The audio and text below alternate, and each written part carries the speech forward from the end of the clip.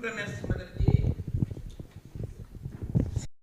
Ministre Moustapha Mamba Guirassy, ministre de l'Éducation, directeur de campagne de Son Excellence le président Bassirou Diomaye Diakhar Faye, membre éminent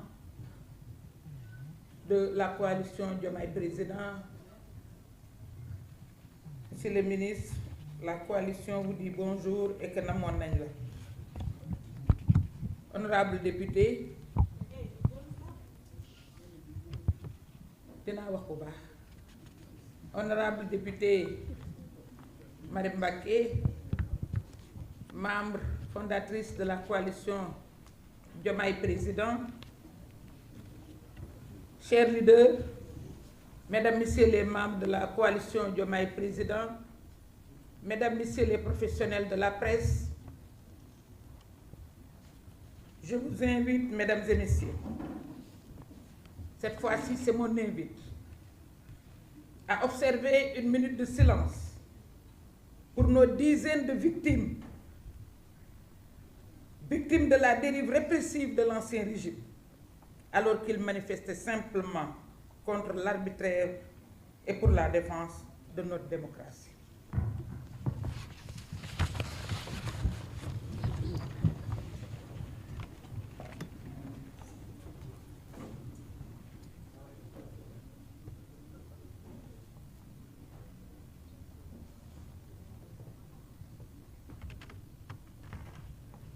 Je vous remercie.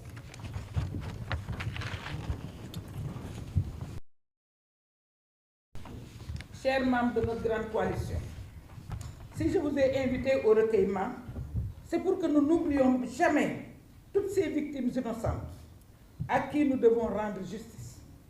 C'est la raison pour laquelle, à la suite du président de PASTEF, les Patriotes, et Premier ministre, M. Ousmane Sonko, nous devons saluer la décision rendue par le Conseil constitutionnel à propos de la loi interprétative de la loi d'amnistie votée en mars 2024. En initiant cette proposition de loi interprétative, la seule et unique préoccupation du groupe parlementaire PASTEF les Patriotes est que les exactions, les actes de torture et de tuerie du régime de Macky Sall ne restent impunis. C'est en cela que la décision du juge constitutionnel nous conforte et nous réconforte, nous, membres de la grande coalition Diomaye Président. En rappelant très clairement dans son considérant 31 que l'assassinat, le meurtre, la torture, les actes de barbarie, les traitements inhumains, cruels ou dégradants sont des crimes imprescriptibles qui ne peuvent être couverts par une loi d'amnistie. Le Conseil constitutionnel répond à notre seule et unique préoccupation. Il souligne sans équivoque que leurs auteurs et leurs commanditaires ne resteront pas impunis, contrairement à une certaine opposition, qui, en évoquant avec mauvaise foi manifeste l'amnistie générale, cherche au mieux à faire de la récupération politicienne, au pire et à soustraire les auteurs de ces crimes à l'action de la justice. Que dire de ceux qui en parlent alors qu'ils n'ont aucun intérêt à agir? Il y a quelqu'un qui se réclame de la nouvelle opposition. Du temps de F24, certains membres de F24 sont là. Quand on a parlé de dénoncer la détention arbitraire des détenus politiques, il a refusé. Il a refusé de se prononcer. Moi, personnellement, j'ai appelé à l'instant l'actuel président qui siégeait au nom de PASTEF pour lui dire le PASTEF qu'à se retirer de ça s'ils ne veulent pas condamner la détention arbitraire et condamner les réprimandes qui ont nos fils. C'est tout récent, c'est un passé très récent. Donc, parlant de cette opposition, d'ailleurs, que reste-t-il de cette opposition désarticulée, en quête de survie, si ce n'est la calomnie, la médisance, la désinformation, la manipulation, de l'invective? Nous sommes dans celui de la responsabilité. Nous opposons la vérité aux manœuvres. Nous opposons la souveraineté aux intérêts masqués et nous opposons le projet au bavardage. Car pendant que certains parlent, le Sénégal agit. Voilà pourquoi nous félicitons et encourageons certaines organisations de la société civile qui ont décidé d'accompagner et d'assister les familles des victimes afin que leurs bourreaux soient identifiés, jugés et punis selon la loi. C'est cette même obligation de rendre compte qui incombe aussi à tous ceux qui ont profité de leur position privilégiée sous l'ancien régime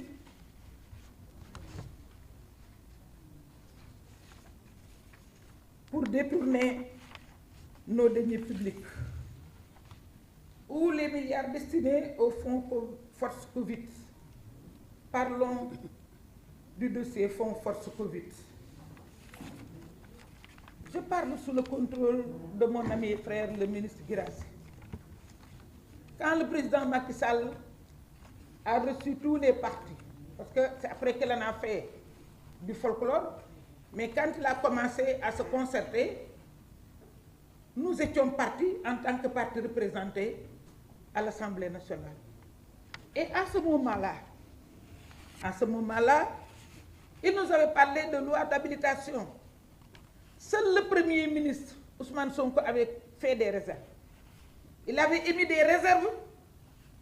Moi, je pensais connaître l'homme. Et à partir du moment où l'heure était grave, j'ai dit que si on pouvait, à partir du palais, voter la loi d'habilitation, on allait le faire. Ousmane Sonko, à sa sortie de l'audience, a émis des réserves. Comme il a l'habitude de le faire, en grand visionnaire, il a émis des réserves et il a posé un certain nombre de questions. Nous, ça fait que nous. Aveuglément, on l'a cru et on lui a offert sur un plateau d'argent cette loi d'habilitation, monsieur le ministre, à l'Assemblée nationale. Nous étions là à l'accompagner, disant même qu'à chaque fois qu'il nous propose un texte concernant la Covid, nous allons, sans chercher à savoir, nous allons voter le texte. Voilà ce que ça nous a amené. Est-ce que ce n'est pas cela la haute trahison? Je vous lance la question. Dites-moi si ce n'est pas là la haute trahison. Il ne s'agit d'aucun acharnement, ni de règlement de compte politique, encore moins de chasse aux sorcières comme certains veulent le faire croire. La procédure les concernant est scrupuleusement respectée. Leurs droits leur sont garantis, y compris la présomption d'innocence, comme en témoigne le récent point de presse des procureurs. Ils se sont même gardés, les procureurs, de jeter quiconque en pâture, contrairement à ce à quoi nous étions habitués ces dernières années.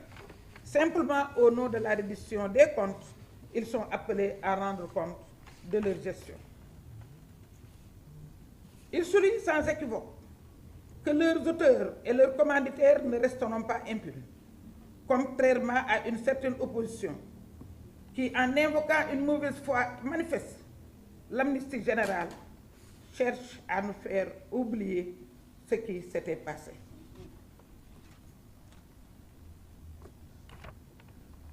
Personne, le président est allé jusqu'à dire que, que le peuple revendique son droit à la justice. Pourtant, il peut donner des instructions, mais il ne l'a pas fait. Donc, on ne peut pas suspecter la main de l'exécutif dans ces dossiers concernant les anciens tenants du pouvoir. Au contraire, c'est la première fois qu'on voit une coalition au pouvoir avouer ouvertement ne pas pouvoir interférer dans le fonctionnement de la justice, sous la pression des populations qui réclament un traitement plus rapide de tous ces dossiers. C'est la preuve la plus éloquente de la rupture dans notre système judiciaire. Par ailleurs, l'ancien président qui a permis toutes ces forfaitures n'a qu'à répondre de ses actes. Et nous sommes très à l'aise pour le dire et honorable, vous encourager.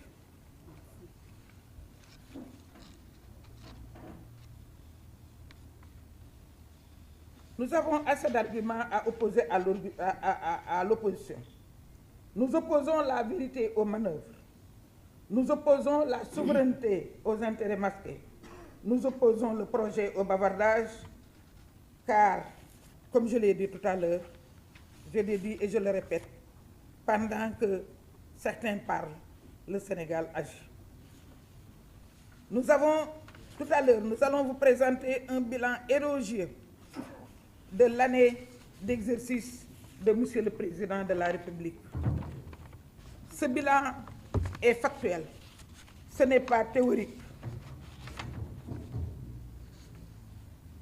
Tout à l'heure aussi, nous allons parler du bilan de la justice, des autorités judiciaires. Ce 24 avril au CICAD, il y a 2 jours, c'est le Président de la République a ouvert avec gravité et lucidité la 4e conférence sociale sur l'emploi et l'employabilité. Le thème choisi n'est pas anodin. L'emploi et employabilité, défis et perspectives pour un Sénégal souverain, juste et prospère.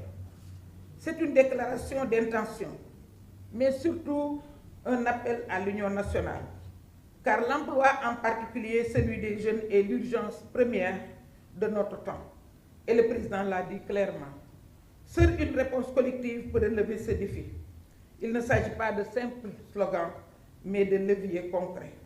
Renforcement de la formation professionnelle, valorisation des talents et des compétences locales, soutien massif à l'entrepreneuriat, mobilisation des collectivités territoriales et du privé. C'est là une vision claire et très claire. Un modèle économique inclusif qui réconcilie croissance et justice sociale, développement et dignité humaine. L'État, sous cette gouvernance, s'engage à des réformes concrètes, visibles et mesurables sur le terrain. Et ces réformes ne sont pas des promesses en l'air, ce sont des engagements pris devant la nation. Et face à cela, que fait l'opposition pendant ce temps? Elle essaie de détourner l'attention, elle tente de faire croire que ce qu'on a voté à l'Assemblée couvre des crimes de sang. L'opposition essaie de nous mettre en mal avec les forces de l'ordre, mais le Conseil constitutionnel lui-même a tranché. C'est le Premier ministre Ousmane Sonko l'a dit avec justesse. L'opposition feint de ne pas avoir la lune, de ne pas voir la lune qu'on leur montre, elle préfère pérorer sur le doigt qui la désigne. Ce manque de sérieux politique est désormais leur seule marque. Chers compatriotes, la coalition Diomaye Président n'est pas une machine électorale. C'est une force historique. C'est une famille politique, un mouvement de refondation. Nous avons choisi la justice contre l'impunité. Nous avons choisi la vérité contre la rumeur. Nous avons choisi la dignité contre la soumission. Notre projet est structuré, cohérent, porté par un leadership multiple et fort. Le président Bassirou Diomaye Faye, garant de l'État. Le Premier ministre Ousmane Sonko, éclaireur de la voie. Et nous, la coalition, engagés sur tous les fronts, à chaque poste, dans chaque région, jusqu'à Kédougou. Dans chaque secteur, nous agissons. Je le dis en mon nom propre et au nom de tous les leaders. Nous sommes les gardiens de cet élan. Nous portons la voix de la République. Nous serons la mémoire du peuple parce que nous avons joué notre profession. La route est longue, mais nous avons franchi les premiers caps avec dignité. Nous avons affronté la tempête devant un homme puissant, un homme riche, un homme qui n'avait aucune considération pour les lois de la République, Macky Sall. Pourtant, nous avons tenu bon. Ce n'est pas le moment de douter, ni de capituler. C'est le moment de nous mobiliser, de rester soudés et de nous redoubler d'efforts. Nous allons, avant de conclure, je fais un rappel, certainement nous y reviendrons après la présentation du bilan.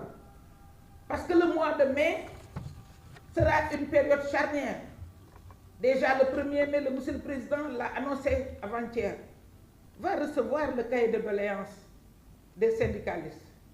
Pourtant, il respecte la tradition, mais toute l'année, il a conservé les relations, lui et son Premier ministre, avec les syndicalistes. Le dialogue n'a jamais été interrompu. Pour la première fois au Sénégal, où le président ne voyait les syndicalistes que le 1er mai. Goulet. Et non seulement ce sera une période charnière, mais ce sera la période pendant laquelle le dialogue social est convoqué. Le dialogue social, parlons-en. Vous pouvez être les maîtres. Nous sommes en démocratie. Tous les partis seront invités. Mais vous, de la coalition Diomaye Président, commencez à réfléchir. Commencez à faire des propositions. Soyez une force de proposition parce que vous allez jouer un grand rôle pendant ce dialogue. Donc, personne ne vous laissera en rade. Le président Diomaye Faye encore moins. Donc, je pense que vous avez une partition à jouer. J'avais écrit beaucoup de choses, mais je n'aurai pas le temps de tout dire. Peut-être nous reviendrons à tout cela pendant les débats. Monsieur le ministre, mesdames, messieurs, chers leaders, je vous remercie. Man nag li ma leen doon bëgg a ñaan commencé wu ma ko wante bu leen ma ci topp parce que sénégalais dañ ñuy déglu te wax ji dafa bëri sos yi bëri kon ñun dañu war a wax sénégalais yi ci li ñu dégg muy wolof wax ak ñoom wolof bu wér ndaxte nag su ndee rusul tàgge du rus te tubaab mooy wax naan si le mal a toutes les audaces le bien doit avoir tous les courages sos yi dafa war a jeex xas yi dafa war a jeex saaga yi dafa war a jeex te day jeex parce que yéen gor yi toog da ngeen a am ay argument seen premier argument mooy da ngeen a wuti woon am te loolu la jàmbaar di wut ba ngeen amee da ngeen a ñibbisi nekk ci biir Diomaye Président di liggéey kon am ngeen ay argument yu ngeen faire valoir am ngeen lu ngeen mën a wax waa Sénégal te nag ba ngeen ko mënee wax waa Sénégal itam da ngeen a liggéey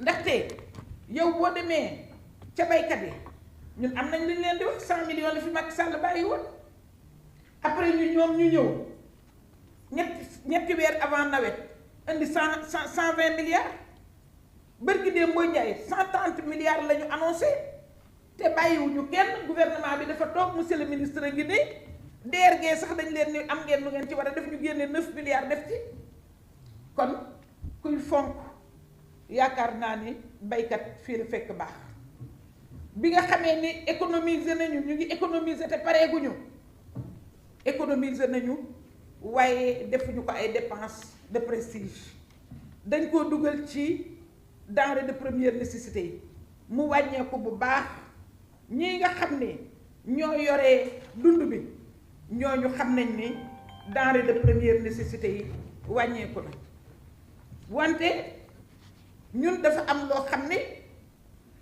ndax ñun bi procureur yi waxee dañ ni woon ñun dootuñu wax ci reddition des comptes bi ndax du suñu affaire te it xam nañ yoon parce que du ñu nangu yoon di téye affaire te pareegu ci ñu di ci wax waaye dañoo bëgg a indi beneen débat muy débat wu loi interprétative bi parce que bu ngeen fàttali ko convoqué woon nañu conférence bi mais bi ñu dégloo procureur yi li procureur yi wax dal xel ñëpp dañ ne dañu teg ci suuf parce que bu ñu ci waxaatee day mel ni dañ koy politiser mais bi conseil constitutionnel génnee areem nag ñu bëgg a nekk di cali ci kaw nit ñi tàccu leen fecc leen na leen lew waaye ñun ñii xam nañ luñ doon wut ñun luñ doon wut mooy mu leer ni benn loi d'amnistie du effacer rey ñu rey nit ñi benn loi d'amnistie bi du effacer torture bi ñu torture ñun li ñu bëggoon am nañ ko te ñun loolu kese lañ doon wut wutuñu woon leneen mu leer loolu dong lañ doon wut ba ñuy soutenir loi interprétative bi yàlla dogal na am nañ ko waay ku xeebul sa noos kenn du la dàq noos te ñun suñu noos mu ngi yem ci lenn li article li article 31 bi nga xam ni moom la conseil constitutionnel wax ñun foofu dong doy nañu.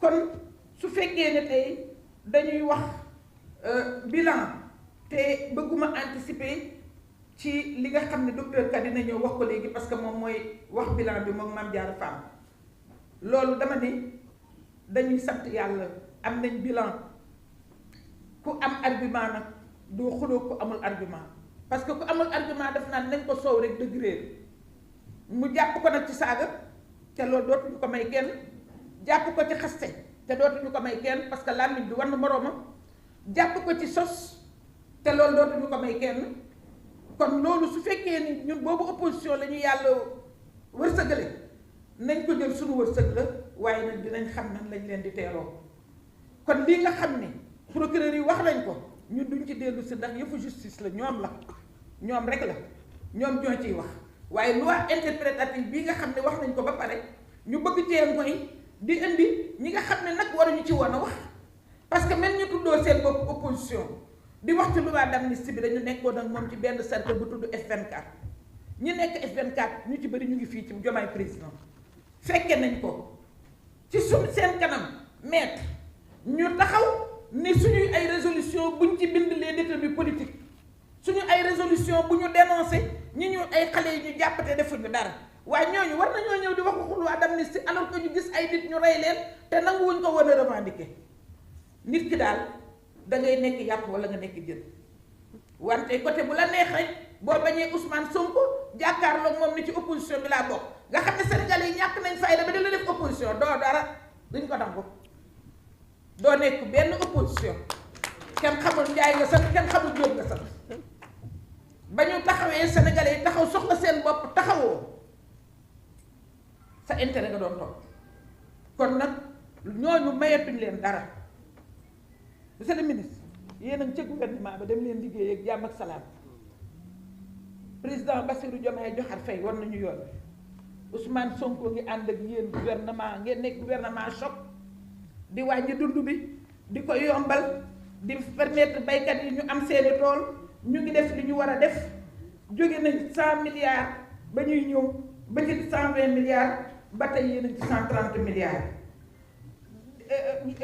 bor yi nga xam ne ñaari at la woon épuré ngeen jël ngeen armée bi dem yóbbu nañ ba ca baykat yi yow mii ci sa bopp bu ñu defee bilan boo xam ne mooy bilan bu Bassirou Diomaye Diakhar Faye ñun coalition Diomaye président dañ ciy revendiquer liñ ciy war a revendiquer liñ ciy war a revendiquer mooy daaw bi ngeen di ñëw ñetti weer moo desoon ci année scolaire bi premier ministre def conseil interministériel nga def rapport bu am solo buy wane ne xam nga fi nga jëm kenn déggul dara li fi daan am amatu fi ba nit ñi di craindre année blanche on touche du bois yàlla suturaal la tey jii pare nga recrutement 2000 enseignants man mii daf jàpp naa ni ci ñi la gën a jege laa bokk xaw ma nu mu demee ca xam ne ñu ngi ko daan defe na kon ñu ngi lay féliciter bu baax a baax parce que waxtu woo posé benn acte bu am solo rek ñun dañ koy revendiquer Diomaye président parce que ci ñun nga bokk te nangu ko itam nag ndax am na ñoo xam ne bu ñu amee poste dañuy tax dañuy dem seen yoon wax leen yéen waa Diomaye président bis bu nekk ngeen tontu ko moom nag mu ngi fi mbokk ñoom ne tit ñii ak sunu honorable bii kon yooyu il faut que ñu relever ko ndax man moom lu ma mënula wax toog fay jooy mais ñu dem ñu fenn ñoo ngi yéen ñoo àndoon wuti ñoo ngi yéen ñoo àndoon dellu si ñoo ngi yéen la ñu àndal ñu nome ñu ñoo ngi yéen ñooy ànd ñoo ngi yéen ñooy continuer ba nu ko président bëggee rek ñu defe ko noonu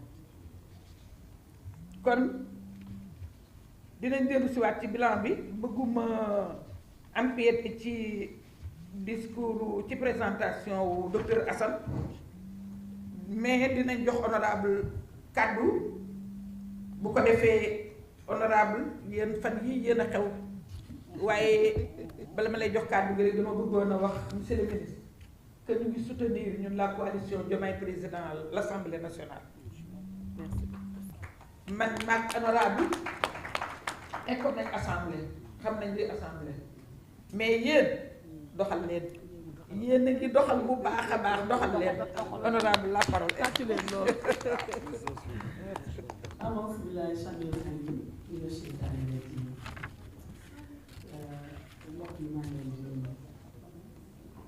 waaw kay toog fi ne Hmm?